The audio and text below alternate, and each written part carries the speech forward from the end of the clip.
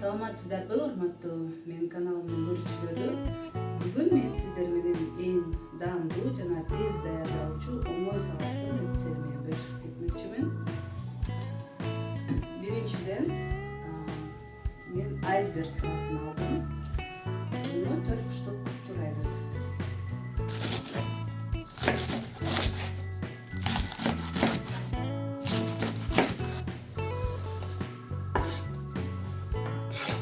Эми кийинкиси таттуу перецти 4 бурчтук кылып турабыз.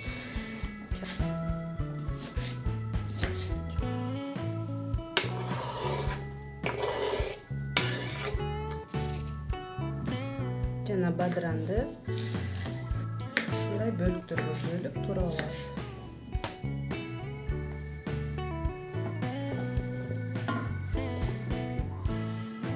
Ал эми сабизди болсо теркадан өткөрүп алабыз.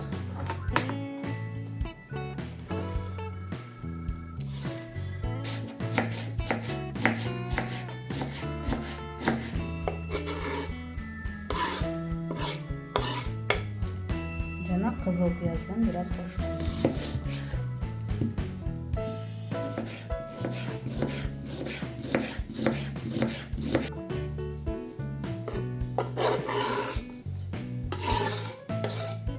Жана сууга бышкан же болбосо банкадагы төө бурчакты алып, муздак сууга бир жолу чайкап, анан кошобуз.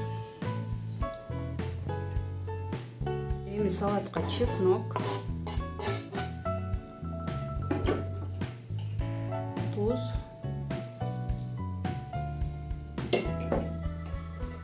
кара мурч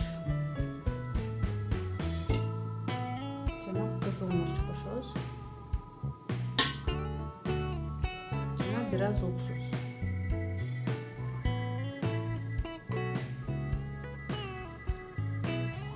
Жана biraz таза май. Эми салатты жакшылап аралаштырабыз.